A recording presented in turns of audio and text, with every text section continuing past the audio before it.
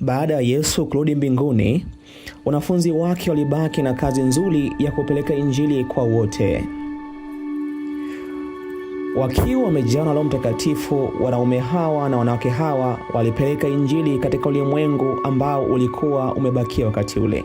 Kwa hiyo kila kona dunia ilihubiriwa wakati ule. Lakini baada ya kazi hiyo, walikumbana na upinzani mkubwa mno, wakianza kwa Wayahudi, lakini pia hata kwa Warumi.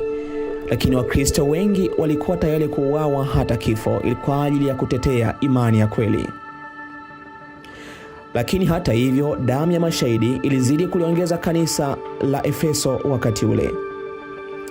Lakini baada ya muda mrefu wa mateso, kanisa la Rumi aliibuka mtawala mmoja ambaye aliitwa Konstantini, na wakati huu aliigiza ya kuwa ameongoka na akawa amebatizwa. Lakini hii ilisababisha kuingia kwa upagani katika kanisa la kwanza, na hivyo Wakristo waliobaki imara waliuawa na kuteseka vibaya mno. Lakini baada ya Wakristo kama Waldensia walibaki imara, na Mungu aliwapeleka jangwani katika maeneo ya Ulaya pamoja na maeneo ya Italia.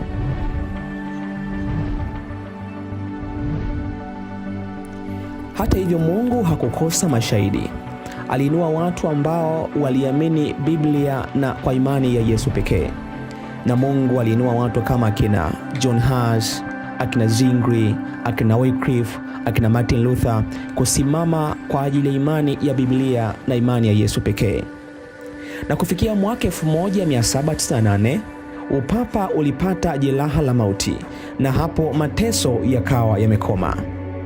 Lakini mwaka 1830 Mungu alimuinua William Miller kwa ajili ya kuhubiri, na watu waliandaliwa kwa ajili ya ujio wa Yesu ambao ulitabiriwa kwamba ungelikuja katika miaka 1844. Na hapo ndipo lilikuwa chimbuko la kanisa la Waadventista wa Sabato, na hivyo kanisa hili lilianza kama movement na pia litamaliza kama movement. Na tunakoelekea mwishoni, Mungu anahitaji watu watakaosimama kwa Biblia na Biblia pekee. Imani ya Yesu ikituongoza kwenye kutii sheria za Mungu kweli kweli, na hili ndilo kanisa la Mungu. Mwaka 1844 Kristo kutokea, na wengi walikatishwa tamaa. Na ndipo nuru ya patakatifu ilipofunuliwa na kuonesha wazi ya kwamba Kristo alikuwa haji duniani, lakini alikuwa anaingia katika chumba cha pili ambacho ni chumba cha patakatifu kwa ajili ya kazi ya mwisho. Na hivyo waliendelea kushikamana kwa pamoja wakihubiri injili, na walipaswa waendelee mbele kuhubiri ujumbe wa malaika wa kwanza, ujumbe wa malaika wa pili, ujumbe wa malaika wa tatu, lakini pia ujumbe wa malaika wa 4 ambao unapatikana kitabu cha Ufunuo sura 18 kwa ajili ya kuandaa watu kwa ajili ya ujio wa Kristo. Toka wakati huo, dalili zote ziko wazi ya kwamba Yesu anakuja mara ya pili. Jiandae kukutana na Bwana wako ajapo hivi karibuni. Roho ya unabii katika periodical PT, yani Present Truth, ya Septemba 1, 1849, paragrafu ya 8, nabii anasema: Bwana amenionyesha kwamba roho za thamani zinakufa njaa, na zinakufa kwa kukosa ukweli wa sasa, ukweli wa kutiwa muhuri, chakula kwa wakati unaofaa, na kwamba wajumbe wepesi wanapaswa kuharakisha mwendo wao na kulilisha kundi kwa ukweli wa sasa. Nilimsikia malaika akisema, harakisha wajumbe wepesi, harakisha wajumbe wepesi, kwani kesi ya kila nafsi itaamuliwa hivi karibuni, ama kwa uzima au kwa mauti. Ninakualika mpendwa mtazamaji katika mwendelezo wa majifunzo yetu. Hili ni somo jingine tena, lijue kanisa lako, sehemu ya 6. Ninayekualika ni mimi, mtumwa wa Mwenyezi Mungu, mchungaji Fulgence Mangosongo wa kanisa la Waadventista wa Sabato. Na kabla hatujaendelea, basi tuombe.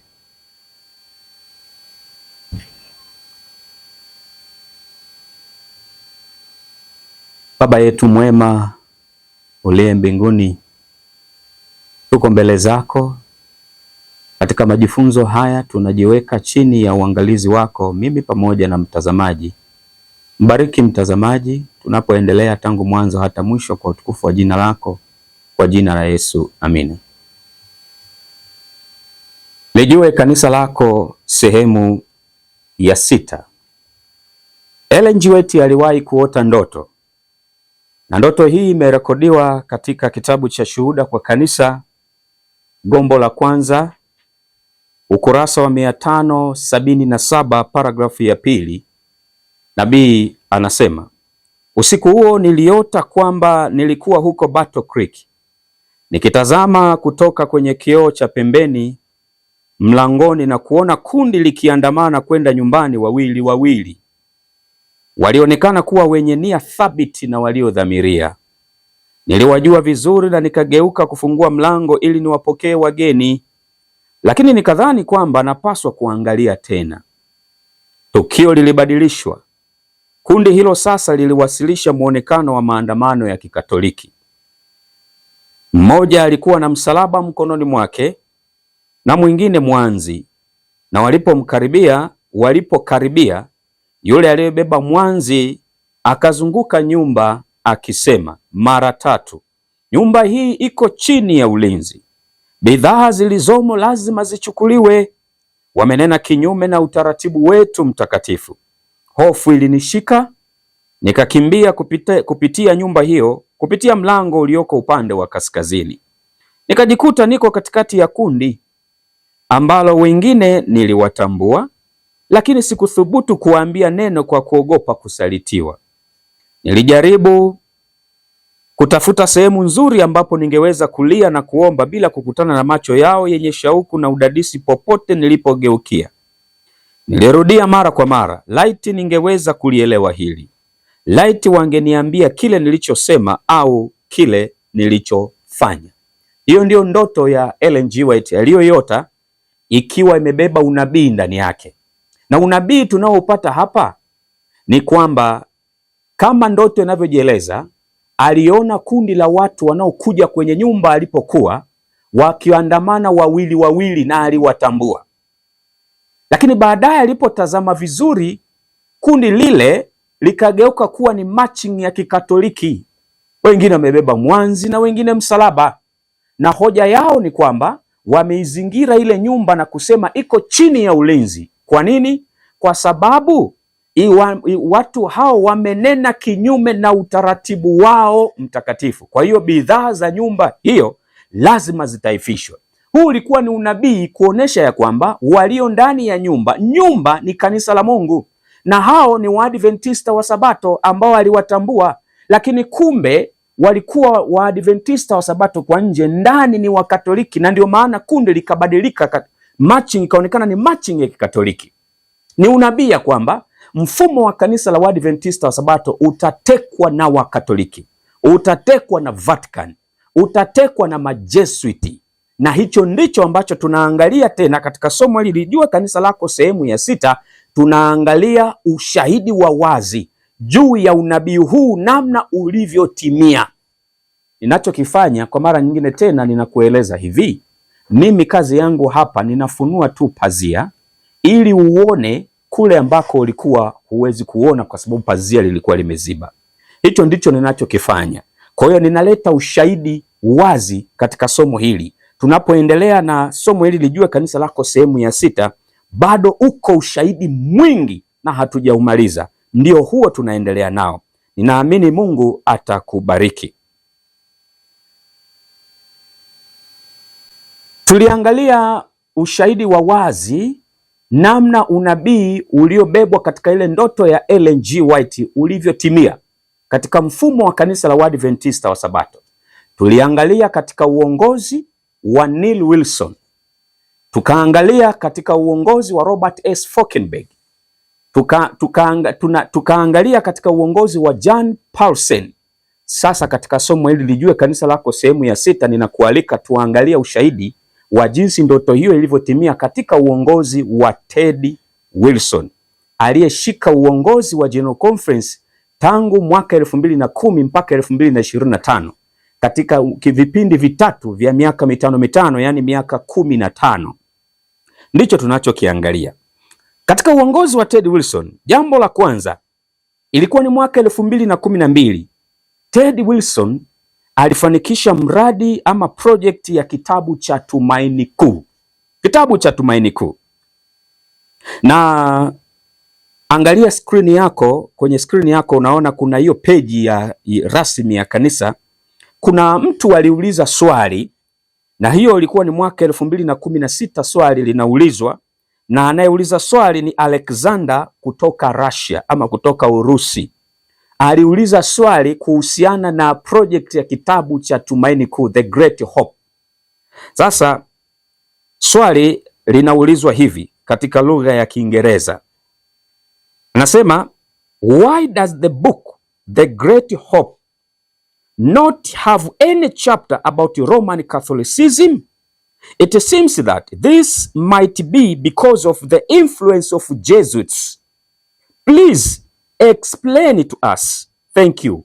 Huyo ni Alexander from Russia. Labda kwa tafsiri ni hivi. Swali linaulizwa, kwa nini kitabu cha Tumaini Kuu kilichotoka 2012 hakina chapter ama hakina sura iliyofafanua habari ya Ukatoliki, kanisa Katoliki la Kirumi? Inaonyesha kwamba ni matokeo hayo yote ni matokeo ya ushawishi wa Majesuiti. Tafadhali tufafanulie. Huyo Alexander kutoka Urusi aliyokuwa na mashaka na wasiwasi, kwa nini jina la kitabu kibadilike kutoka kitabu Pambano Kuu, The Great Controversy, kuja kitabu cha Tumaini Kuu, The Great Hope. Alafu ndani ya hicho kitabu Tumaini Kuu, Great Hope, The Great Hope, kuna mambo yamepunguzwa, yani kimeminywa na vitu vingi vimeondolewa, na vilivyoondolewa ndivyo vya msingi vinavyotakiwa kusimama kwa kama kufunua nuru ya yale ambayo yamefanywa na kanisa Katoliki. Sasa majibu katika peji hiyo rasmi ya kanisa kama nilivyokuonesha kwenye screen yako. Sasa angalia slide inayofuata. Sikia majibu ya Ted Wilson akimjibu huyu Alexander kutoka Urusi. Tasoma kwa Kiingereza. The intent was not to replace the great controversy, but to provide a kind of information to it. Anasema kusudio halikuwa kukibadili kabisa kitabu cha Pambano Kuu, lakini ilikuwa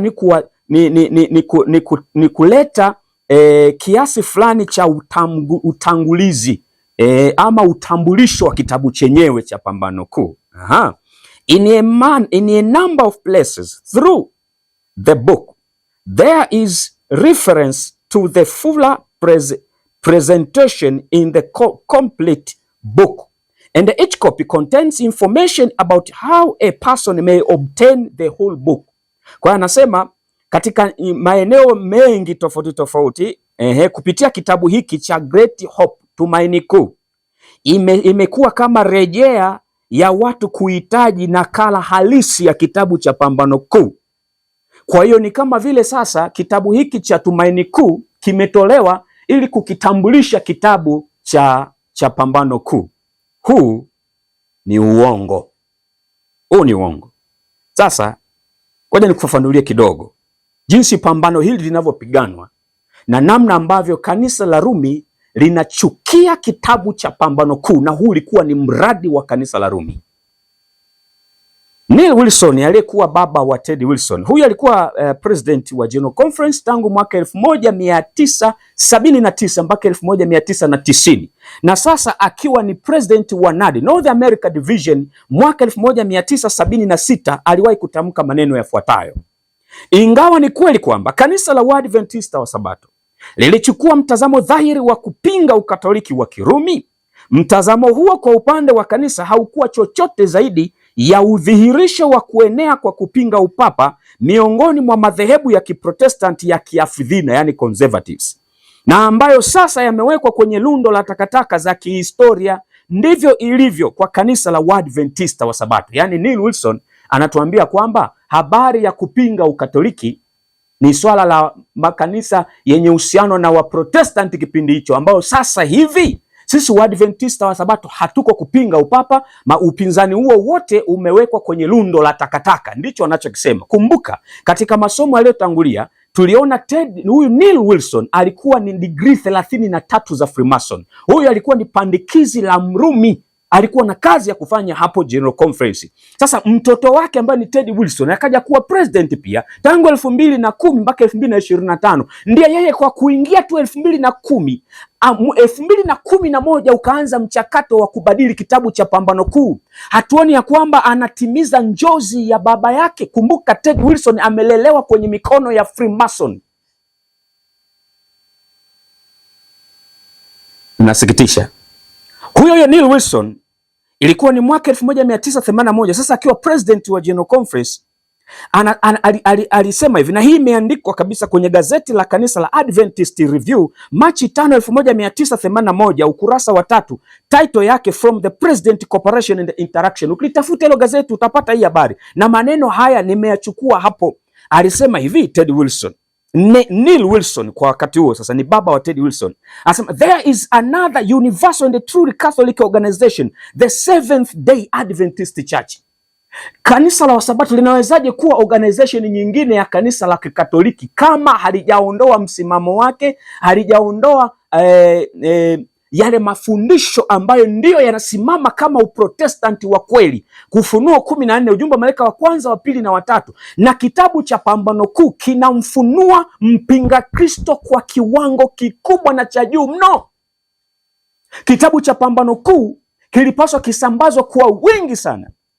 Ted Wilson anaingia madarakani, mchakato huu unaanza. Tusemeje sasa? Ted Wilson hakutumiwa na Mungu, na nitakuletea ushahidi mwingine zaidi. Lakini sikia kwa habari ya kitabu cha Pambano Kuu. Nabii aliyeandika kitabu cha Pambano Kuu anasemaje? Katika Colporteur Ministry ukurasa wa 126 na 127, ama Publishing Ministry utapata pia kwenye ukurasa 358 paragraph ya kwanza. Unaiona nukuu kwenye screen yako. Nabii anasema hivi, kitabu cha Pambano Kuu kinapaswa kusambazwa kwa wingi sana. Kimesheheni simulizi ya wakati uliopita, wa sasa na wakati ujao.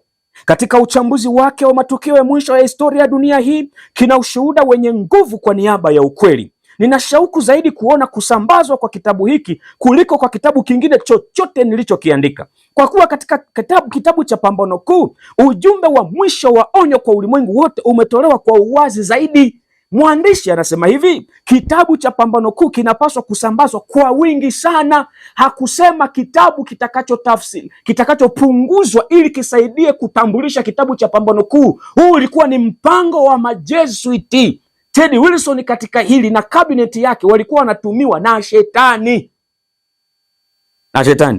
Lakini jambo la pili, Ted Wilson alisimamia women ordination, ambayo wakati wa Jan Paulsen ilishindikana kupitishwa pale GC, katika sessions za GC, ikaja kupitishwa wakati wa utawala wa Ted. Alisimamia women ordination.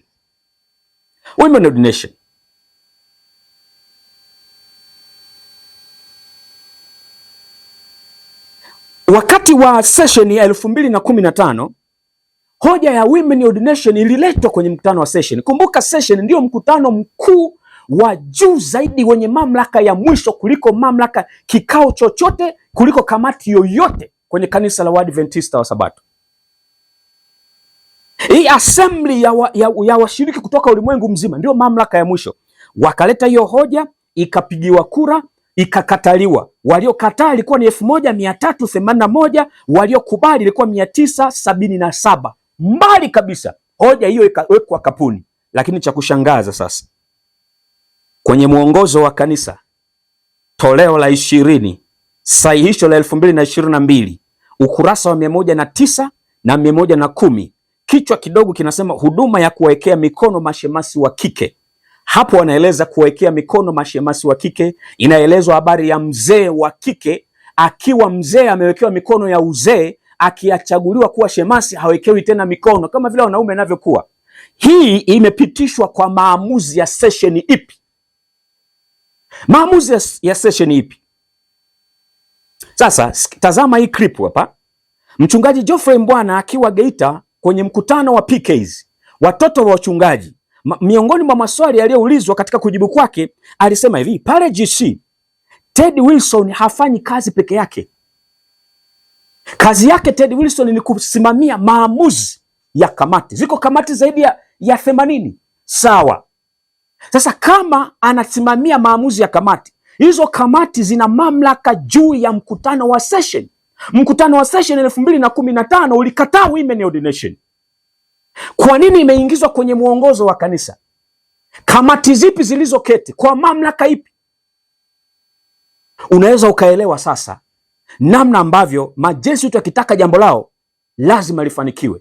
Ted Wilson akasimamia maamuzi ya kamati, na badala ya kusimamia maamuzi ya session, mkutano mkuu wa kanisa ulimwengu mzima wanapokutana 2015, kwa nini hakuyasimamia hayo? Anakuja kusimamia maamuzi yanayotengua maamuzi ya mkutano mkuu. Imeingizwa kwenye mwongozo wa kanisa.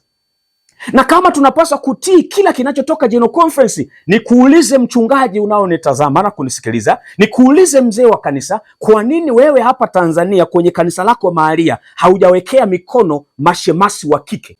Na kwa nini hujachagua wazee wa kike wa kanisa? Si kila kitu kutoka GC tunakipokea? Sipo kwenye mwongozo wa kanisa, ndipo utaelewa ya kwamba kuna ushetani mwingi. Sasa kwa nini nikiyasema haya niitwe muasi? Kwa nini wewe mzee wa kanisa na mchungaji unayokataa kuchagua wazee wa kike, mashemasi wa kike na kuwekea mikono, kwa nini wewe usiitwe muasi? Umeasi mamlaka ya General Conference. Kama kweli General Conference ni sauti ya Mungu, kwa nini unapinga? Na wewe unaona kabisa ya kwamba mambo haya yanaleta kizungumkuti. Sasa msikilize Geoffrey Mbwana akijibu, alafu tulinganishe na hicho ulichokisikia, uone namna ambavyo viongozi hawa wanavyosema uongo. Msikilize Geoffrey Mbwana. Kingine nitakachotaka kuambia, nazungumza sana, si vizuri, niwape muda wa maswali. Kanisa hili haliongozwi na kichwa kimoja. Mungu alisema ni mwiko. Mama White aliandika akasema, kanisa hili halitabeba muhuri wa kichwa kimoja. Ted haongozi kanisa hili. Mmenasikia? Ted haongozi, ni kiongozi wetu, lakini yeye haongozi. Pale General Conference napokaa, kazi yetu kubwa ni kamati. Tuna kamati karibu 80 na kitu. Kamati zinakaa, zinafanya maamuzi. Kazi ya Ted ni kusimamia maamuzi ya kamati za kanisa. Na hili niwaambie, hata kanisa mahalia, msiruhusu mtu mmoja akawa dikteta, akawa ndiye anasema nimesema. Hata mzee wa kanisa, ni baraza la kanisa linaamua, kisha mzee wa kanisa anasimamia. Mnanisikia kwa makini? Mkikosea kanisa liongozwe na mtu, tumekuwa cult. Yule mtu akikengeuka anabeba kanisa, akikengeuka tu anabeba kanisa. Kanisa la Mungu halikuwekwa kwa mtu, limewekwa kwa washiriki. Wala kanisa la Mungu halikuwekwa kwa wachungaji. Unajua wachungaji wengine wataumia kusikia hili huenda. Kanisa limewekwa kwa washiriki, na wachungaji ni washiriki. Tunapokaa kwa pamoja, tukajadiliana, tukaamua, Mungu amesema. Na ndio maana kanisa la Mungu litakuwa salama. Tukikiuka hapo, mtaniambia. Kwa hivyo nalisema kwa mkazo, ili ninyi mfahamu kanisa linavyoongozwa, na mkipata sauti moja inajitokeza sana, nuseni kuna hatari inatokea. Sauti ya kanisa na iwe sauti ya kanisa, si ya mtu mmoja. Mpendwa mtazamaji, ninaamini umemsikiliza. Nafikiri una maswali ambayo na mimi pia nimekuwa na maswali, na hapo mwanzo nimetangulia kuyauliza. Kama kamati, Ted anasimamia kamati, kwa nini Ted asisimamie maamuzi ya session ya 2015 kukataa women ordination? Session ipi iliyopitisha maamuzi ya kuwekea mikono wanawake? Tunadanganywa. Jambo lingine ambalo Ted Wilson aliwafanyia kazi nzuri Warumi, ni mashirikiano na taasisi za kidunia. Angalia katika Adventist News Network, unaona kwenye screen yako hiyo slide ina kichwa kinachosema hapo nilipozungushia maandishi ya blue, Adventist Church PAHO formalize collaboration with the memo of understanding, yani memorandum of understanding. Sasa angalia slide inayofuata, unaona kwenye hiyo Adventist News Network Ted Wilson pamoja na huyo mkurugenzi wa PAHO wakisaini makubaliano. Sasa PAHO ni kitu gani? PAHO ni Pan American Health Organization. Hii ni sawasawa na huku kwetu Afrika kusema kwamba WHO Africa. Kule katika Western Hemisphere, yani Amerika ya kaskazini na kusini, nchi zote zinasimamiwa na taasisi ya afya inayoitwa PAHO, Pan America Health Organization, ambayo ni kama branch ya WHO. Teddy anaingia makubaliano, anasaini mkataba wa ushirikiano na taasisi ya kidunia, taasisi ya Kirumi hii inayofanya kazi kwa maslahi ya Kirumi. Kwa lugha nyingine ni kwamba ameingia makubaliano, ametuingiza Wasabato wote kwenye makubaliano na taasisi za ulimwengu, kama baba yake Neil Wilson alivyofanya kanisa la Wasabato likasajiliwa UN, Umoja wa Mataifa, na nitakupa ushahidi. Na yeye anatusainisha mikataba hii, tumefungamanishwa na sisi, na wewe mshiriki umehusika. Sasa angalia haya mashirikiano yalikuwa yanalenga nini? Mashirikiano haya kwa maelezo ya Teddy anasema hivi, angalia kwenye screen yako hapo, ni maeneo niliyoweka kwa wino wa blue. Anasema it will be a great privilege for us to cooperate in whatever way we can according to our abilities and our use of health applications that will truly help the quality of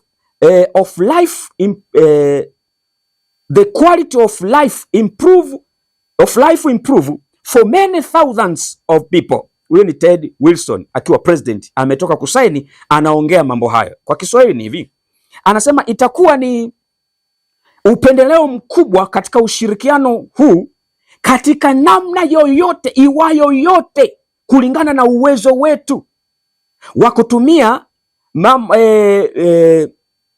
katika mipango ya kiafya ili kuinua viwango vya maisha kwa maelfu ya watu katika njia yoyote, katika namna iwayo yote.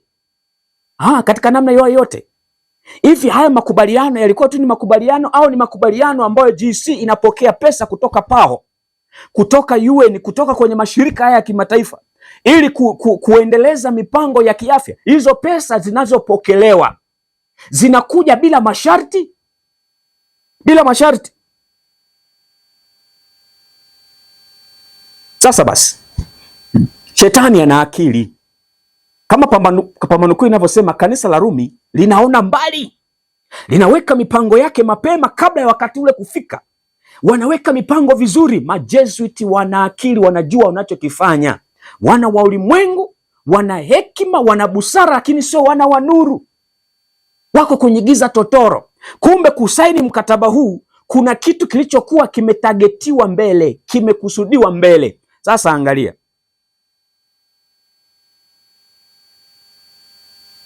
kabla sija kuonesha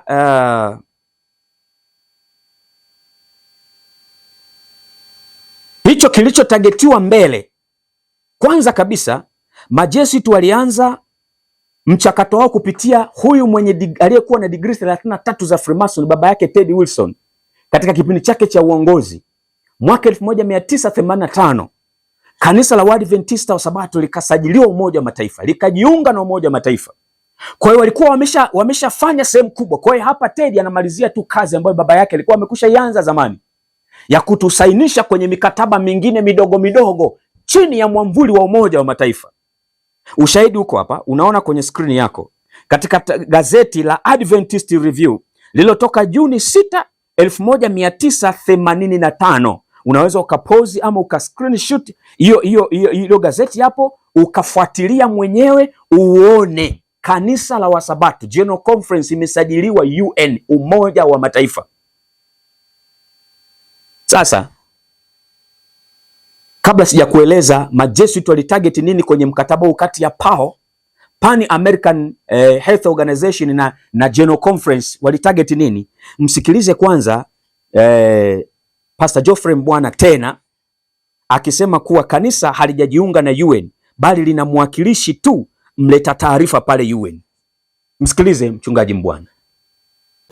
Kanisa la Wasabato hatuko kwenye chama cha umoja wa makanisa, ila tuna observers tunaowatuma wasikilize mambo yanayojadiliwa ni nini, wana mipango wanayoifanya ni nini, kwa sababu lazima tuwe na akili ili tujipange. Wanapojipanga na sisi tujipange, kinachokuja ni nini, kanisa lisitembee gizani.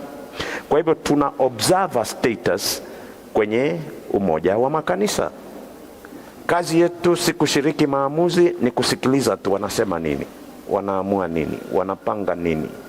Na akirudi anaambia kanisa, jamani, nimesikia hiki, nimesikia hiki, nimesikia hiki. Sisi si wanachama, sisi si memba wa Umoja wa Mataifa, lakini tunamfanya kazi wa kudumu pale ofisini ambaye kazi yake ni kila siku yuko Umoja wa Mataifa.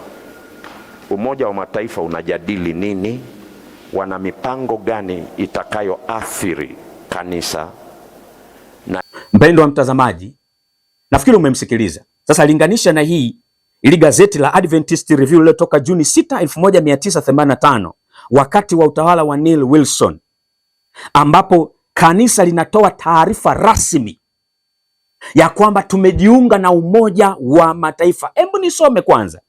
Mnamo Mei 10, Umoja wa Mataifa uliitambua Conference Kuu ya Waadventista wa Sabato kama shirika lisilo la kiserikali NGO lenye hadhi ya mashauriano consultative status na kitengo cha kiuchumi na cha kijamii cha Umoja wa Mataifa ECOSOC, yani Economic and Social Council, kwa njia ile ile ambayo kitengo cha usalama na cha Umoja wa Mataifa kinashughulikia masuala ya vita na amani. Kwa hapo wanaeleza, unaweza ukafuatilia zaidi kwamba kanisa linatoa taarifa rasmi kwamba tumejiunga na Umoja wa Mataifa. Pastor Geoffrey Mbwana anakataa. Amekuwa wakati huu anazungumza na hawa vijana watoto wa wachungaji. Mbwana alikuwa makamu mwenyekiti wa Ted Wilson General Conference. Ina maana alikuwa hajui hizi taarifa ya kwamba kanisa limesajiliwa Umoja wa Mataifa. Kwa nini wakiwa nje wanaongea kama vile ni kondoo, lakini katika utendaji ni mbwa mwitu hatari? Kwa nini Pastor Geoffrey Mbwana anasema uongo? Labda nikumbushe hivi, kuna Waadventista wa Sabato waliojikusanya kutoka sehemu mbalimbali, wakatia saini zao, wakapeleka ujumbe wao General Conference, wakiitaka General Conference ijiondoe Umoja wa Mataifa. Ina maana hakusikia hilo, hiyo barua haikufika. Yeye akiwepo hapo alikuwa hajui. Kwa nini anawaambia uongo wa Tanzania? Kwa nini anawaambia uongo wa Adventista wa Sabato? Kwa nini anawaambia uongo wa watoto wa wachungaji? Na watoto wa wachungaji wakasema amina. Maskini, damu za watu zitakuwa juu yenu wachungaji. Semeni ukweli, jitokezeni hadharani, waambieni watu ukweli, msitetee vyeo na madaraka yenu. Hicho kitengo cha ECOSOC, angalia kwenye screen yako hapo. Tena sio tu kwamba tumejiunga na Umoja wa Mataifa, tunafanya kazi na taasisi ya kishetani iliyokuwa inaitwa Lucifer's Trust, ikabadilishwa jina ikaitwa Lucy's Trust. Katika kitengo hicho cha kama consultative status, katika hadhi ya consultative status cha ECOSOC, Economic and Social Council. Na hii taasisi ndio ilikuwa ilianzishwa na yule mwanamama Alisa Bell, the devil worshipper, ambaye wanamuita ni kama pioneer ama champion wa New Age movement. Yanayoendelea yote sasa hivi ni matokeo ya uandishi wake. Yaani ni kama vile Mungu alipokuwa anamtumia nabii Ellen G. White kuandika, shetani naye alikuwa na counterfeit yake. Alikuwa na Alyssa Bell ambaye alikuwa anamtumia kuandika vitabu mbalimbali vya kishetani. Taasisi ya Alyssa Bell ya kishetani iko hapo General Conference ECOSOC, inafanya kazi pamoja na General Conference ya Waadventista wa Sabato pamoja na madhehebu mengine ya kidini, na hapo moja ya ajenda ni interfaith movement, umoja wa kidini. Na ndio hapo tunaingizwa kwenye ecumenism, ambapo Geoffrey Mbwana anakataa ya kwamba kanisa hili haliko kwenye muungano huo, na Teddy Wilson alisikika akikataa halijajiunga na ecumenism. Ni uongo. Lakini kumbe kiuhalisia wanatupeleka kwenye miungano hiyo. Sikia nabii anachosema sasa katika Special Testimonies for Ministers and the Workers namba 6. Nabii anasema hivi: ulimwengu haupaswi kuletwa ndani ya kanisa na kufungishwa ndoa na kanisa na kuunda kifungo cha umoja. Kupitia njia hii kanisa litakuwa limeasi kweli kweli, na kama ilivyoelezwa katika Ufunuo, ngome ya kila ndege mchafu na mwenye kuchukiza. Kama bado tunaendelea kuamini General Conference, tunawasikiliza wachungaji na viongozi wa kanisa katika mfumo ulioasi, tunashiriki roho hiyo ya uasi, tunashiriki dhambi hiyo na hatia hiyo. Huu ni muda wa kujiponya nafsi, muda wa kujiponya nafsi. Sasa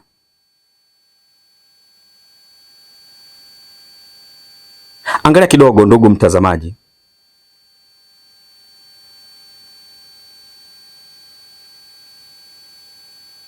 Kwa nini majesuit waliona mbali? Yaani kivipi waliona mbali mpaka wakasaini mikataba hii ya UN, lakini pia kutusanisha mikataba ya UN, na mpaka ni Ted Wilson anasaini makubaliano na PAO, Pan American Health Organization. Ni hivi, walikuwa wanajua kabisa kwamba wanakuja kuileta corona. Corona ni man made. Corona ni mtendaji kazi wa shetani. Hata kwenye Pambano Kuu sura ya 36 nukuu hizo zipo kwamba atajifanya kuwa mganga na tabibu, lakini kumbe ni muuaji. Ataleta magonjwa, atafagia mazao, ataleta ukame, atafanya nini? Yameandikwa, maana amejifunza kwenye maabara ya ulimwengu, anajua namna ya kufanya. Anawatumia wanasayansi waovu waliouza roho zao kwa shetani. Korona ikaja. Sasa angalia, kabla ya korona ndio utaelewa kwa nini walitangulia kusaini makubaliano hayo, ili kanisa litetee chanjo. Na ndio maana baada ya kusaini na PAHO mwaka 2015 kwenye GC kwenye makao makuu ya General Conference, kanisa lilivoti mabadiliko ya sera kuhusu chanjo. Kwa hiyo ni kama vile Ted Wilson na jopo lake walikuwa wameshajua kwamba kuna korona inakuja. Kwa hiyo kwa sababu wao wanafanya kazi kwa ajili ya shetani, ilikuwa wanatekeleza maelekezo ya Vatican, maelekezo ya UN, maelekezo ya mawakala wa shetani.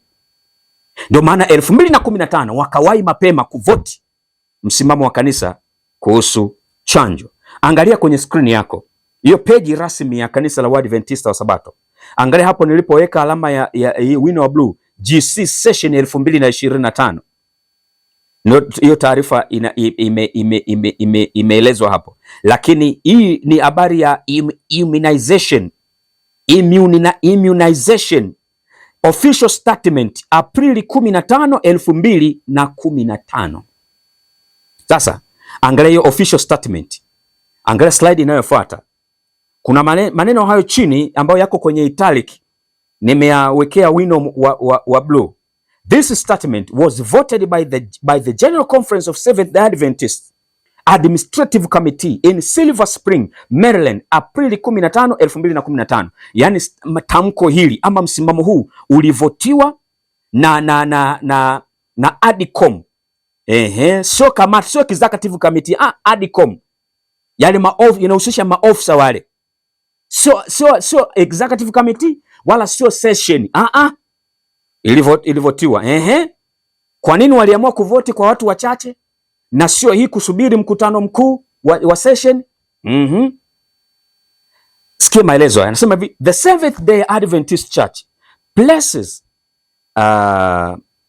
anyway, wale wa Kiingereza atafuatilia, ngoja nisome kwa Kiswahili nilichotafsiri hapa niokoe muda. Kanisa la Waadventista wa Sabato linatilia mkazo wa nguvu sana afya na ustawi.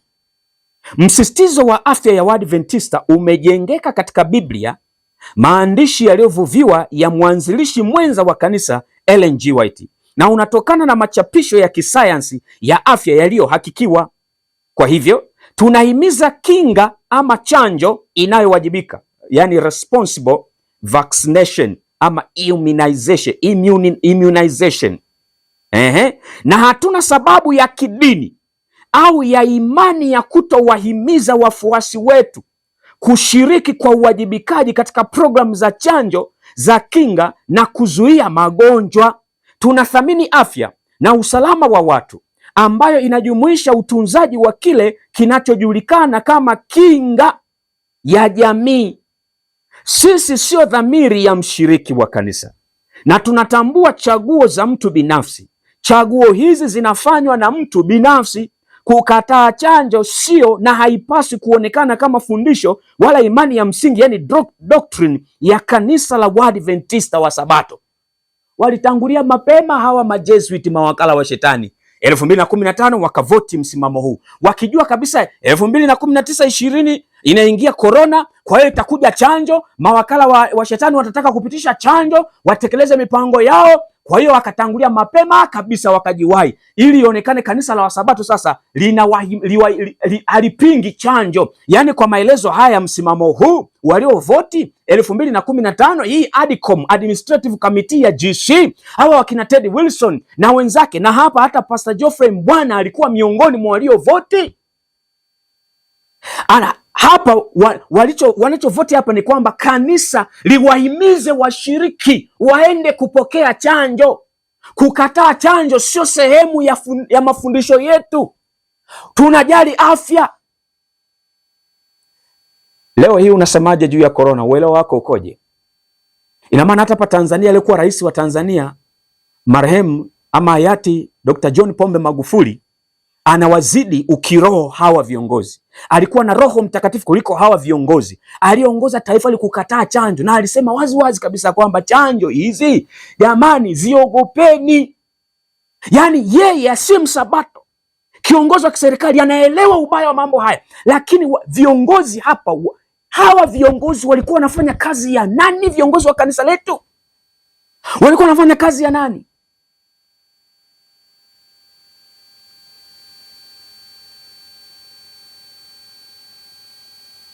Angalia.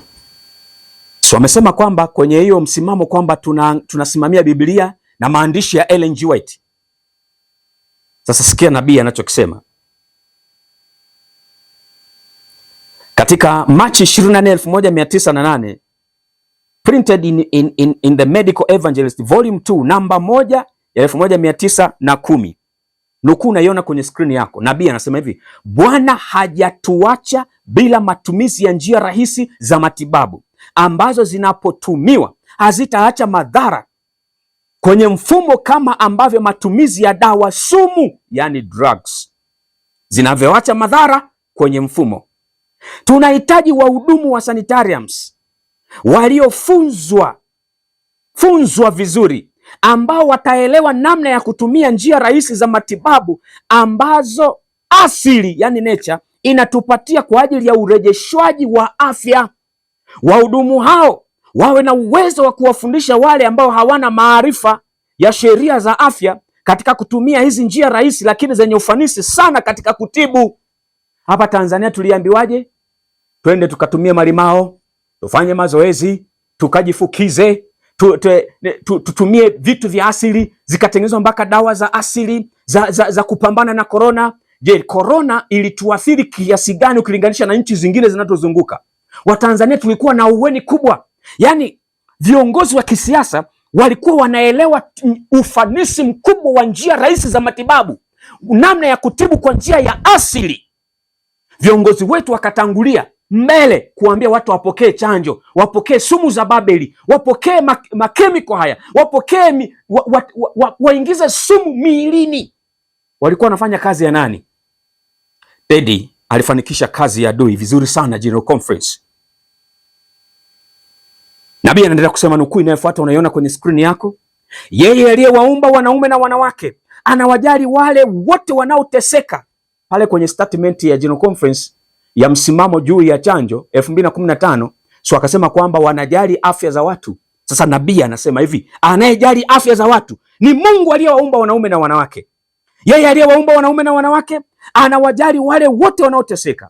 Ameelekeza katika uanzishwaji wa sanitariums zetu za ujenzi wa shule karibu na sanitarium, ili kuleta njia yenye ufanisi katika kuwafunza wanaume na wanawake kwa ajili ya kazi ya kuwahudumia wanadamu wanaoteseka, katika kuwatibu wagonjwa. Dawa sumu, yani poisonous drugs, hazipaswi kutumiwa. Dawa za sumu, poisonous drugs, hizi dawa za kibabeli, hizi dawa za Mrumi hazipaswi kutumiwa. Teddy Wilson, wakina Geoffrey Mbwana na wengine walikuwepo pale kwenye hiyo cabinet ya ADCOM 2015 General Conference. Sikilizeni, mtadaiwa damu za watu, mtadaiwa hawa watu waliokufa kwa sababu ya machanjo hayo. Poisonous drugs, Mungu anasema hazipaswi kutumiwa, hazipaswi kutumiwa. Mlikuwa mnafanya kazi ya nani? Nabii anaendelea kusema, hakutakuwa na msamaha kwa wale wanaoshughulika na vilevi, yani liko, katika siku ile ambapo kila mtu atapokea kulingana na matendo yake. Wale wote wanaoharibu maisha kwa njia ya maisha yao wenyewe watapaswa kulipa fidia ama adhabu, yani penalty. Sheria ya Mungu ni takatifu na ya haki na ni njema. Simesema kwa msimamo wa Ellen G. White. Huo ndio msimamo wa Ellen G. White. Tena wanasema kabisa GC, ni muda tu nitoshi kukuonesha hizi nyaraka. Wanasema kabisa Ellen G. White aliwahi kupokea chanjo. Ni uongo. Alipokea chanjo wapi?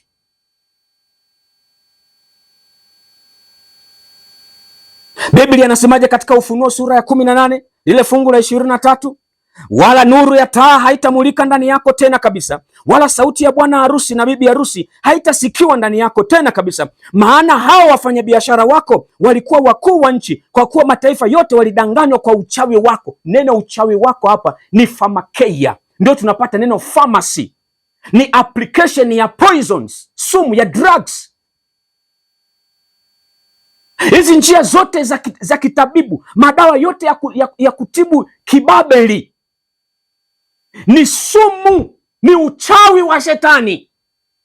General Conference ina voti watu waingiziwa uchawi wa kishetani kwenye miili yao. Wako mpaka wachungaji wameingiza haya machanjo kwenye miili yao, washiriki, kwa sababu tu General Conference ilitoa tamko. Hii habari ya kusikiliza kila kinachotoka General Conference kitatugharimu.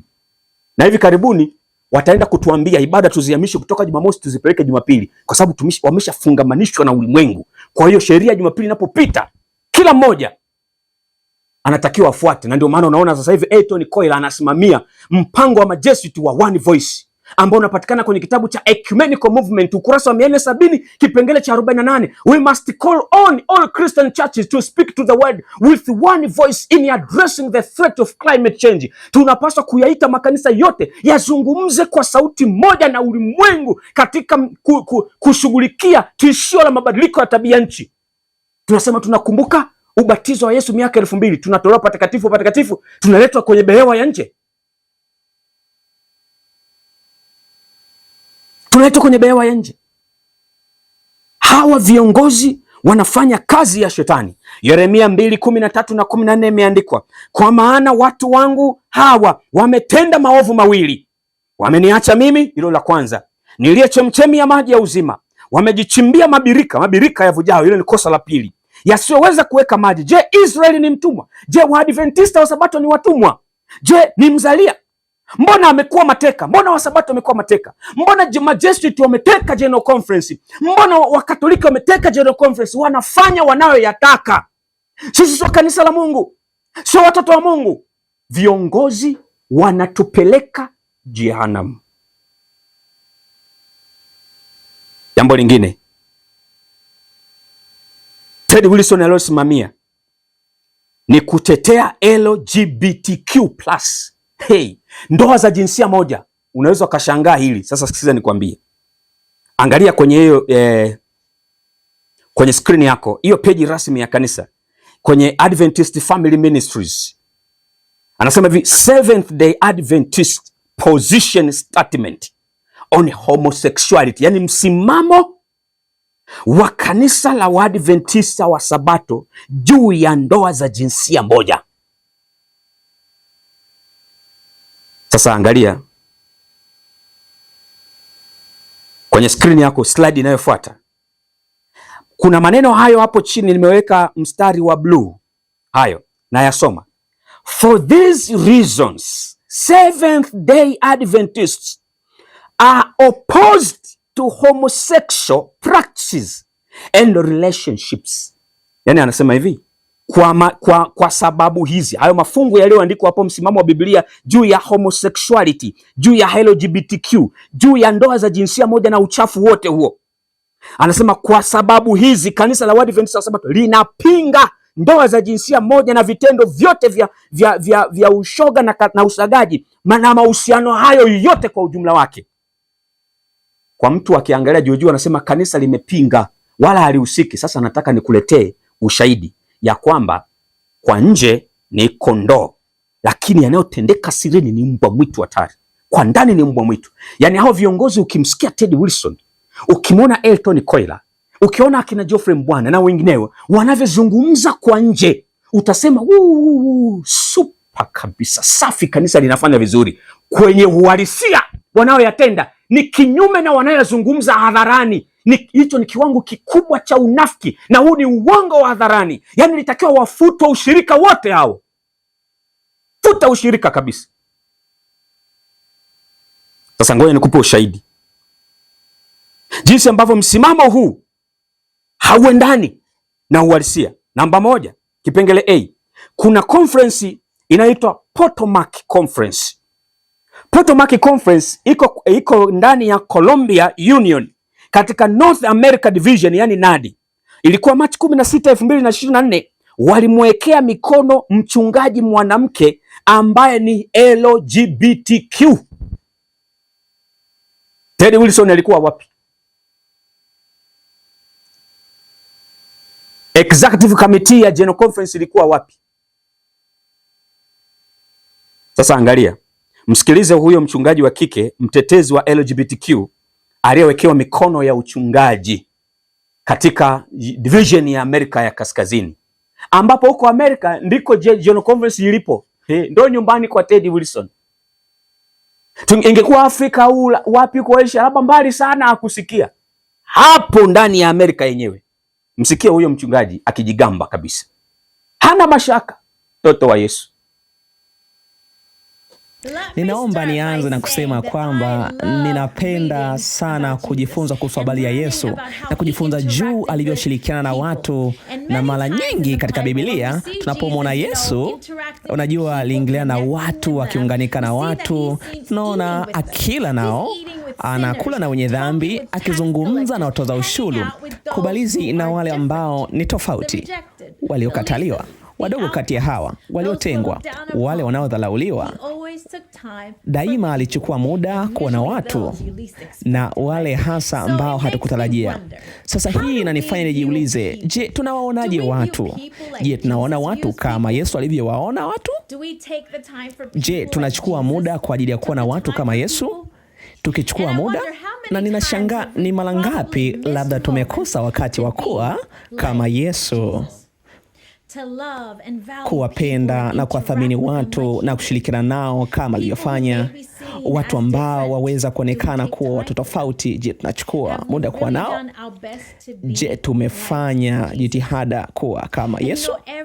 Je, unafahamu kila siku najiuliza, je, ninawezaje kuwa mtu ambaye siogopi wenye dhambi? Sasa kumbuka, sisi sote tu wenye dhambi, lakini kwa kawaida tunapoogopa wale wanaotenda dhambi au tunaona tofauti, Nawezaje kuwa mtu ambaye haogopi mtu yoyote ambaye yuko tofauti? Ndio, natamani kuwa mtu ambaye haogopi watu ambao wako tofauti, mtu ambaye anawathamini watu kama Yesu. Ndugu mtazamaji, umemsikia huyo mchungaji wa kike. Unaonaje? Inakasirisha kidogo, inakera. Ninafunua tu pazia kukuonesha unafiki wa viongozi wa General Conference. Na haya yote ni matokeo ya kujifungamanisha na Umoja wa Mataifa. Haya yote ni matokeo ya kupokea pesa za UN, pesa za WHO, pesa ya USAID kabla hata Donald Trump hajakata ile misaada. Pesa walizozipokea wakati wa corona. Na tutawapa ushahidi kwa masomo yanayokuja namna kanisa lilivyopokea mabilioni ya dola za corona. Sasa walitoa hizo pesa, wakikupa masharti tutayapinga. Msikilize president wa hiyo Potomac wa hiyo Potomac Conference akijibu hoja baada ya mashambulizi ya watu mitandaoni. Anaitwa President Elder Charles A. Tapp wa Potomac Conference akitetea msimamo wao. Msikilize. Habari familia, nataka kuchukua fursa hii kufanua baadhi ya mambo ambayo huenda umeyasoma kwenye mtandao wa kijamii karibuni. Kama shirika la Kikristo la Kiadventista wa Sabato, sisi hapa kwenye mkutano wa Potomac tunaamini kwamba maandiko ni msingi wetu na mwongozo wetu. Kwa kuzingatia hili, lazima tuwe na nia safi katika ukweli wa kundi ambalo Kristo analo tumepewa kulichunga. LGBTQ pamoja na jumuiya ni idadi ya watu ambao ipo ndani ya mkutano wa ulimwengu. Nao ni washiriki wetu, majirani zetu, marafiki zetu na familia zetu, ni wapendwa wetu. Wakati hatuwezi kubaliana na kuidhinisha uchaguzi wa mtu binafsi au mtindo wa maisha, ambayo pia hatuwezi kukuza ajenda ya mtu binafsi au za kisiasa kama tulivyofanya zamani, tunafuata mafundisho ya Yesu Kristo ili kuhakikisha kwamba tunaonesha upendo wake kwa kila mtu. Ndugu na dada, kuonyesha kama Kristo. Upendo kwa mtu haimaanishi kuwa tunakubali tabia zao, na umuhimu zaidi, haimaanishi kwamba tunamhukumu mtu huyo. Pia na ikiwa kweli tuko makini juu ya kusonga zaidi ya kuta kama Wakristo, lazima tuwe tayari kuchukua muda mfupi kuacha kusikiliza tu kila mtu. Mwandishi Ralph Nicholas, mtaalamu katika uwanja wa kusikiliza, anasema jambo la msingi zaidi ya mahitaji yote ya kibinadamu ni hitaji la kuelewa na kueleweka. Njia bora ya kuelewa watu, anasema, ni kuwasikiliza.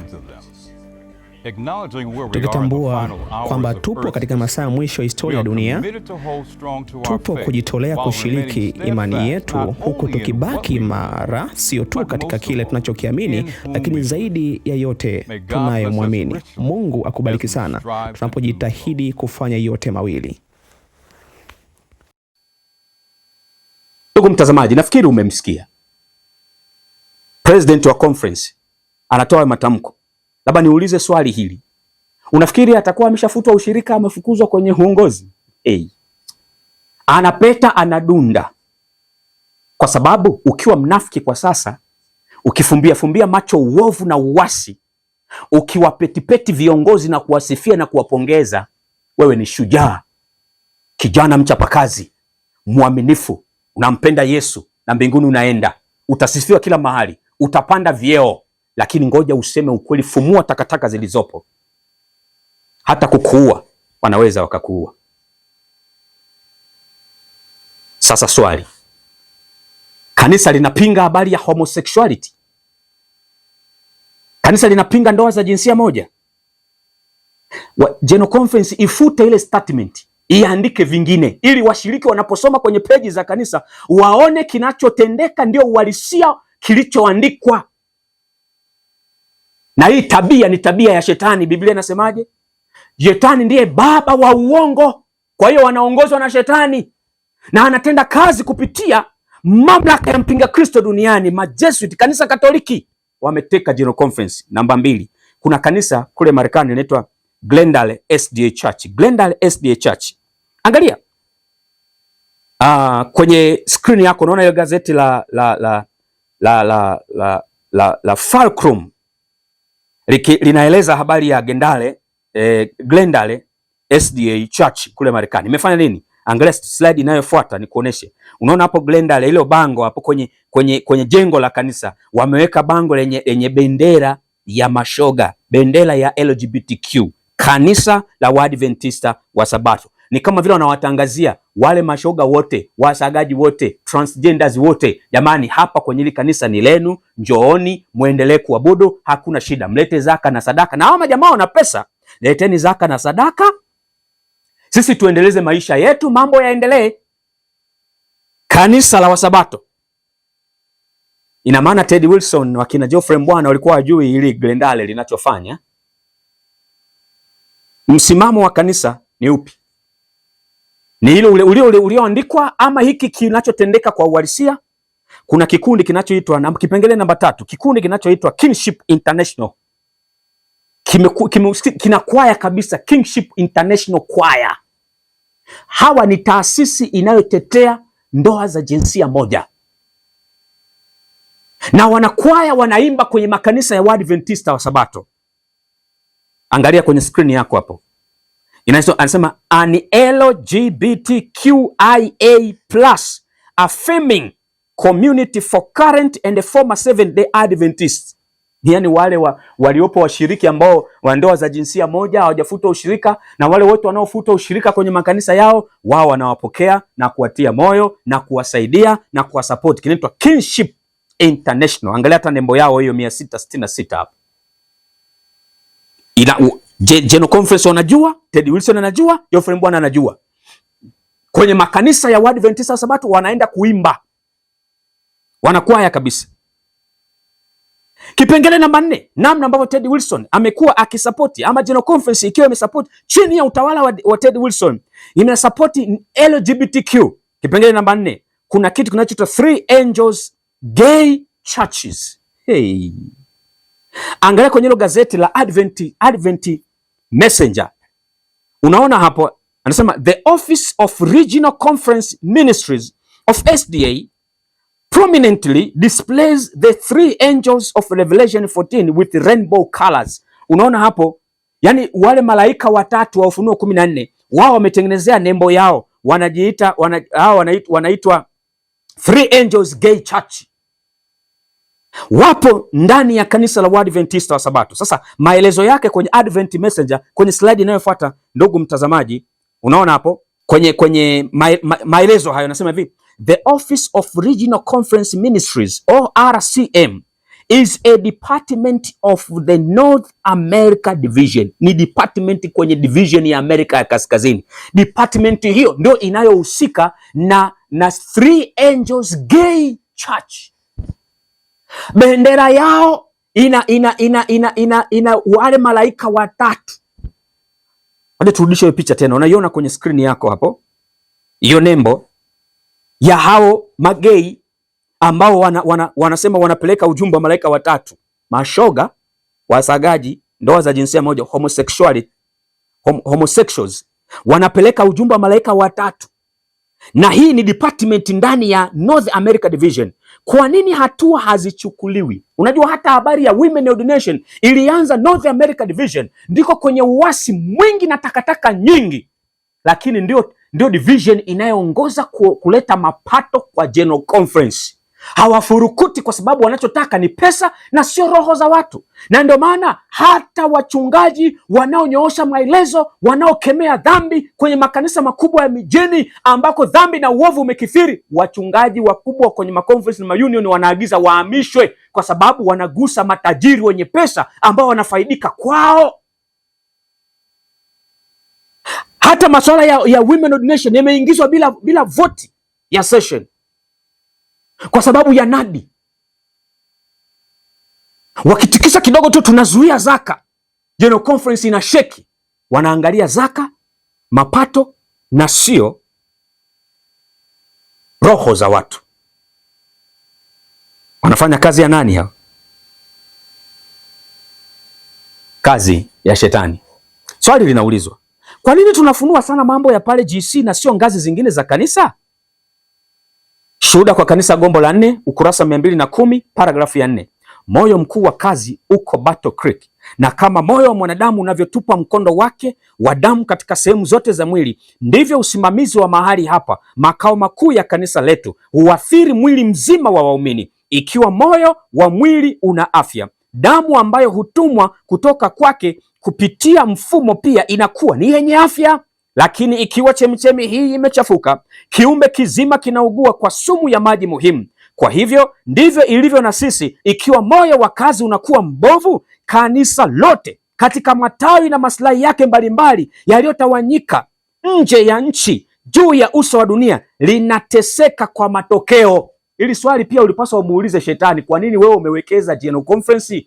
Walipaswa waulizwe Majesuit, kwa nini umewekeza General Conference? Walipaswa kuulizwa wa Vatican, Papa aulizwe, kwa nini umewekeza General Conference? Kwa sababu wanajua ndio kichwa, ndio brain inayoongoza kanisa la Sabato duniani.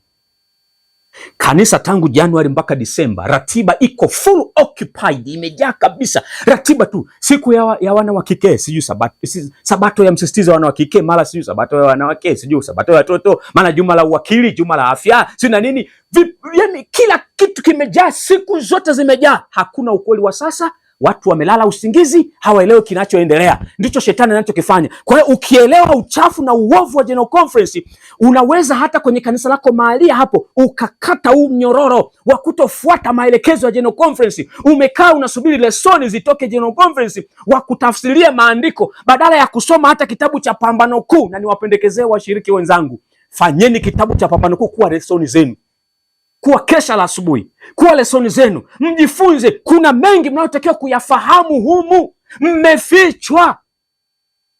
Zinakuja lesoni, majuma ya maombi, si na nini. Niwaambie hivi, kama mtaendelea kufuata maelekezo na kusimamia matakwa haya ya General Conference, mipango inayoshuka kutoka juu na kuja chini, mnaenda kupokea alama ya mnyama hivi karibuni, kwa sababu mipango hii yote ya shetani kushika General Conference, mwisho wake the final decision, yani the final goal wanayotaka kulifikia ni sheria ya Jumapili wa Sabato waikubali, ili duniani hapa asiwepo mwanadamu yeyote anayepinga upapa, anayepinga Katoliki, anayempinga shetani. Kwa sababu shetani, kwa mujibu wa roho ya nabii, anaamini hivi, dunia yote hii ni mali yake halali na wanadamu wote ni raia wa ufalme wake.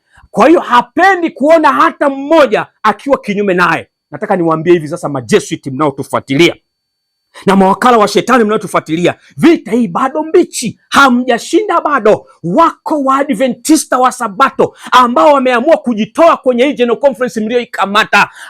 Hawakubali kufuata maelekezo ya kipapa, maelekezo ya Majesuit. Wao wanasimama waaminifu kwa imeandikwa. Hivi ndivyo asemavyo Bwana, ndio msimamo wao, kama Pambano Kuu sura ya 37 inavyosema, maandiko ni kinga.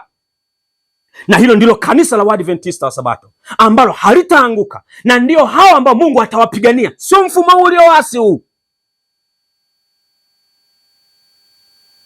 Nabii anaendelea kusema Shuhuda kwa Kanisa Gombo la 4, ukurasa 210, paragrafu ya 5, nasema kazi kuu ya shetani iko katika makao makuu ya imani yetu. The work of the devil, the chief work of the devil is at the headquarter of our faith. Sasa kwa nini tuhangaike na huku chini wakati huku ni kutapatapa tu, kwa sababu General Conference kule tayari wanakuwa wameshamaliza kazi? Lijue kanisa lako. Hii ni sehemu ya 6. Na kwa kadri tunavyoendelea, sehemu inayofuata ya 7, tutaeleza masuala ya kifedha. Zaka unayopeleka General Conference inatumikaje? Utashangaa kugundua kwamba wanawekeza kwenye makampuni ya kishetani, makampuni wanayofanya biashara chafu. Pesa inawekezwa huko, mpaka kwenye kamari inawekezwa huko, kwenye viwanda vya silaha, kampuni za silaha, pesa inawekezwa huko, kinyume na maelekezo ya roho ya unabii. Swali linaulizwa hivi, mbona unaisema General Conference ambayo ndio sauti ya Mungu? Wewe mchungaji Mangosongo, kweli hujahasi wewe?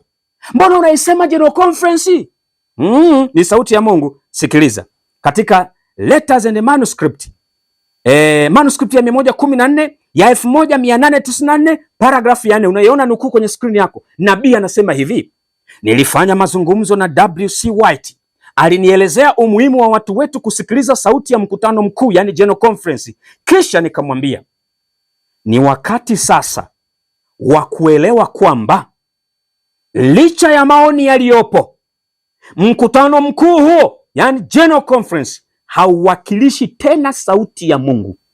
Umekuwa sauti ngeni, nao wanatoa moto wa kigeni. Mungu hazungumzi kupitia kwao. Kazi inayofanywa katika mkutano mkuu ni kazi ngeni. Sasa swali linaulizwa, kwa nini nabii anasema GC sio tena sauti ya Mungu? Je, ni ujumbe maalum kwa wakati ule tu, baadaye labda ilikuwa mambo yakabadilika, sasa inaendelea kuwa sauti ya Mungu, au mpaka sasa hiyo nukuu sio sauti ya Mungu mpaka sasa? Nabii anasema hivi katika selected messages, gombo la kwanza, unaiona nukuu kwenye hapo kwenye screen yako, gombo la kwanza ukurasa 197, anasema hivi: we have now before us the alpha of this danger, the omega will be of a most startling nature. Anasema hivi nabii, sasa hivi tunayo alfa ya hatari hii, yani uasi, yani alpha of apostasy. Tunao mwanzo wa uasi. Na unajua mpaka hapa anaandika maneno haya, General Conference ilikuwa imeshakataliwa na Mungu kwa sababu ya mfululizo wa uasi.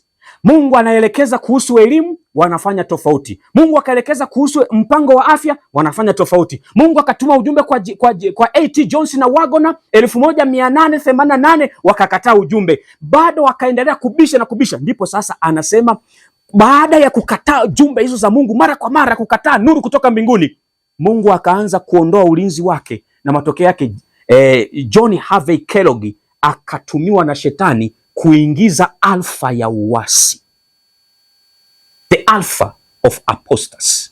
Ndipo nabii anasema sasa hivi tunayo alfa ya hatari hii, alafu anasema omega, yani ile omega ni herufi ya alfabeti ya mwisho, kwamba uasi utakao kuja mwisho utakuwa ni wa kutisha, wa kushtua.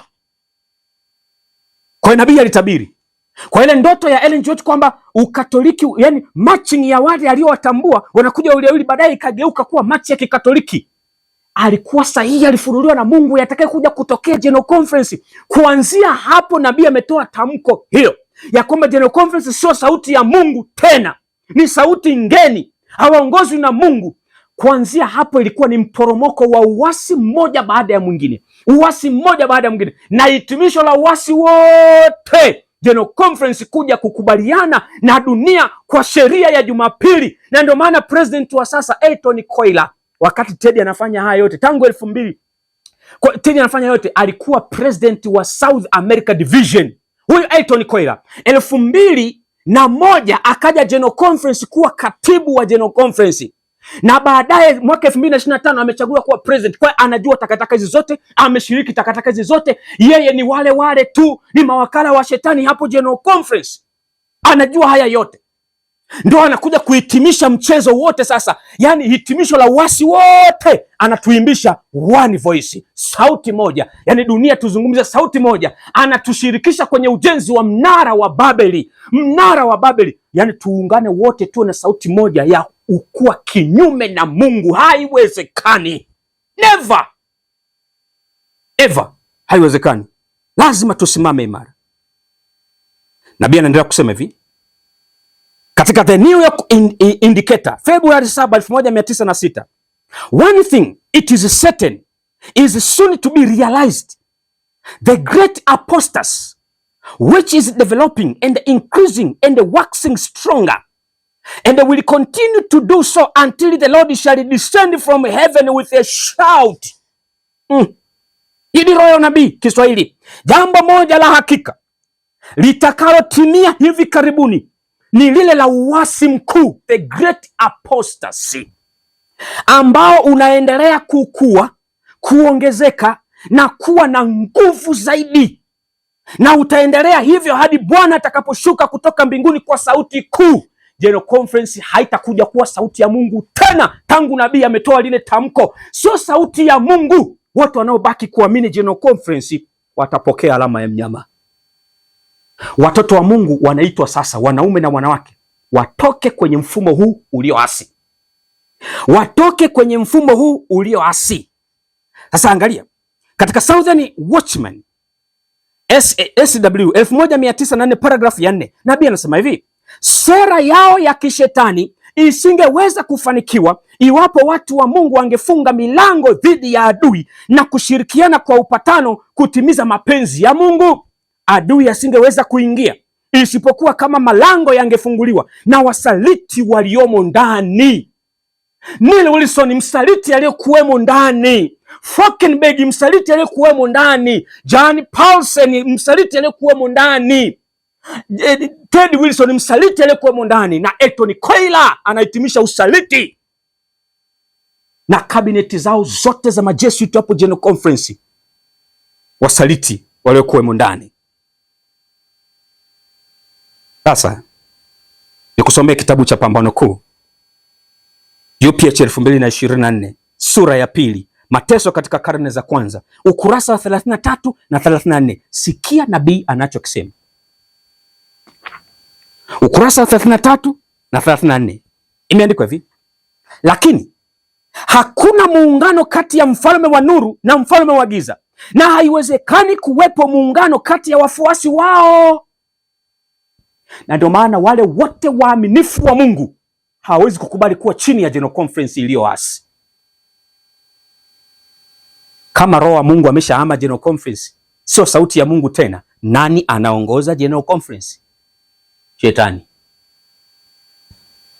Anaongoza kupitia nani? Mamlaka ya mpinga Kristo duniani, kanisa Katoliki. Kwa mujibu wa Ufunuo 13, alipewa kiti cha enzi na Shetani na nguvu zake na uwezo mwingi. Majesuiti wamemiliki General Conference, wamemaliza kazi. Sasa tunaimbishwa one voice.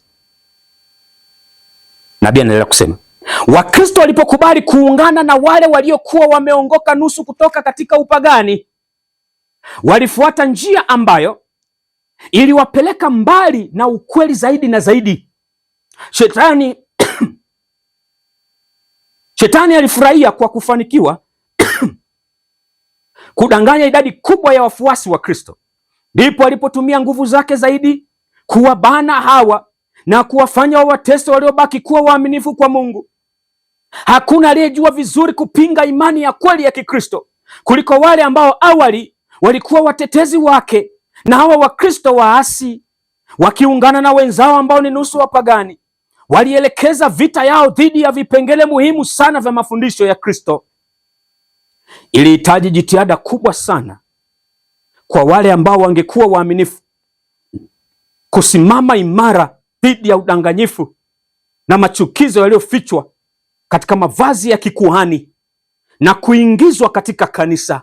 Makuhani leo ni wachungaji, katika suti za wachungaji, katika vikao vya wachungaji, katika maamuzi ya wachungaji, iwe ni division, general conference, iwe ni union, iwe conference ama fields, hata kwenye makanisa mahalia wameficha takataka za Shetani. Nabii anaendelea kusema, Biblia haikukubaliwa kama kiwango cha imani. Fundisho la uhuru wa dini liliitwa fundisho la uongo, na waliolitetea walichukiwa na kutengwa. Nabii anaendelea kusema, baada ya pambano la muda mrefu na kali, waaminifu wachache waliamua kuvunja uhusiano na kanisa lililoasi. Ikiwa lingeendelea kukumbatia uongo na ibada ya sanamu, waliona kuwa kujitenga ilikuwa suala lisiloepukika. Ili waweze kutii neno la Mungu, wasingeweza kuvumilia makosa ambayo yaliua roho zao na kuonesha mfano ambao ungehatarisha imani ya watoto na wajukuu wao.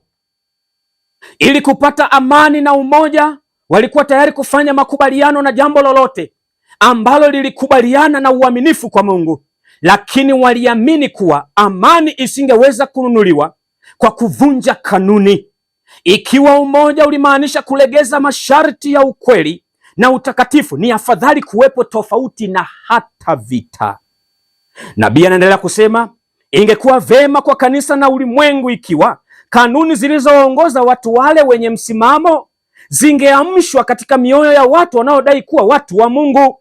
Kuna usingizi wa kutisha kuhusiana na mafundisho ambayo ni nguzo ya imani ya Kikristo. maoni yanazidi kupata nguvu kuwa hata hivyo haya si ya muhimu sana. Maskini, uozo huu unaimarisha zaidi mikono ya mawakala wa Shetani, yaani nadharia potofu na uongo unaofisha ambao ulihatarisha maisha ya waaminifu walipoupinga na kuufunua katika zama zilizopita. Sasa unakubaliwa na maelfu ya watu wanaodai kuwa wafuasi wa Kristo. Unakubaliwa na Waadventista wa Sabato, tunaitwa Waprotestanti wa kweli. Tunakubali takataka za Mrumi. Sikia nabii anachosema katika Upward Look ukurasa 315 paragrafu ya 5. Anatoa tafsiri ya nini kanisa. Maana watu wana wasiwasi, wanasema tusijitenge na kanisa. Hujaelewa maana ya kanisa. Mungu hamaanishi mfumo huu ulioasi. Kanisa sio mfumo huu ulioasi, na kamwe hautakuwa kanisa la Mungu. Kanisa la Mungu ni nini? Nabii anasema yafuatayo: Mungu ana kanisa, si jengo kubwa, yani Great Cathedral, wala si usajili au usimikwaji wa kitaifa, yani national establishment, wala si madhehebu mbalimbali. Ni watu wanaompenda Mungu na kuzishika amri zake. Walipo 2 au 3 wamekusanyika kwa jina langu, nami nipo papo hapo kati yao. Mathayo 18:20, ambapo Kristo yupo hata miongoni mwa wachache wanyenyekevu. Hili ni kanisa la Kristo, kwa kuwa uwepo wa aliye juu na mtakatifu akaye milele peke yake unaweza kuunda kanisa. Kwa hiyo kanisa ni watu waaminifu, na wote wanaochagua kuwa waaminifu kwa Mungu. Haiwezekani kubaki kwenye mfumo. Mchungaji anayechagua kuwa mwaminifu hawezi kukubali, yani hata kubalika kwenye mfumo. Lazima atatengwa, lazima atafukuzwa, lazima atasumbuliwa. Na ndio maana wachungaji wanaopenda mishahara, wachungaji wanaopenda madaraka, wanaopenda kusifiwa na viongozi, wanajitoa kuupambania mfumo ili wakubwa waone kijana anafanya kazi njema. Nini ni mashahidi? Mikutano ya makambi si mnaona? Angalia Marekani ilikofika. Marekani ilipofika, wamekaribia kabisa kupitisha sheria ya Jumapili. Rehema na karibia kufungwa kwa Adventista wa Sabato. Kwenye makambi hakuna ukweli wa sasa. Watu hawaelezi tumefika wapi katika historia ya kinabii. Ndio kwanza wanapinga wale waaminifu wanaoamua kufunua siri za uchafu, na uchafu huu unaofanywa na mawakala wa Shetani waliojifanya kuwa ni watumishi wa Mungu, walioteka General Conference. Mpendwa mtazamaji, ukiendelea kubaki na msimamo wako wa kuamini wachungaji, viongozi, na kubaki kufata maelekezo ya General Conference, unaandaliwa na unaenda kupokea alama ya mnyama. Nabii alionyeshwa Wasabato wengi walipokea alama ya mnyama. Tena Wasabato aliwaona wakilia, na walilia hivi: tulijua, lakini hatukujua kuwa ingekuwa ghafla kiasi hiki. Ndugu yangu, Pambano Kuu sura ya 37, maandiko ni kinga. Nenda kasome kwenye Pambano Kuu sura 37, alafu weka msimamo wako hapo. Usimwamini yeyote. Tunaishi katika kipindi cha hatari. Msimamo wetu unapaswa kuwa hivi ndivyo asemavyo Bwana, na sio hivi ndivyo lisemavyo kanisa. Katika kitabu cha The Acts of the Apostles AA ukurasa wa 68, maelezo haya nayekuambia yako hapo. Haipaswi kusema hivi ndivyo lisemavyo kanisa. Hata Pambano Kuu sura ya 37 inasema hivyo. Kuna quotation hapo inasema hivyo. Sio kwamba wachungaji wanasema, sio kwamba kanisa limeamua. Mungu anasemaje? Simama na imeandikwa. Utakuwa salama. Usikose kufuatilia sehemu ya 7 ya Lijue Kanisa Lako. Tunakwenda kufunua siri nyingi zilizositirika juu ya matumizi ya pesa na uchafu mwingine mwingi. Yaani yako mengi hata hatutayamaliza. Lakini kwa haya ambayo Mungu anaruhusu, akili yako ifunguke na uone namna ambavyo Shetani ameteka, ameiba, adui anafanya yake akiwa ndani. Mungu na atusaidie na rehema yake itufunike. Mungu akubariki. Basi tuombe. Baba mwema, watoto wako wamesikia ujumbe mzito, asikiwe na washa, naleta uchungu na hisia kali, lakini tuongozwe na Roho Mtakatifu kujua tunapaswa kufanya nini. Wasaidie watoto wako waelewe, wafanye maamuzi ili wachague kuwa upande wako. Neema yako yatosha. kwa jina la Yesu, amen.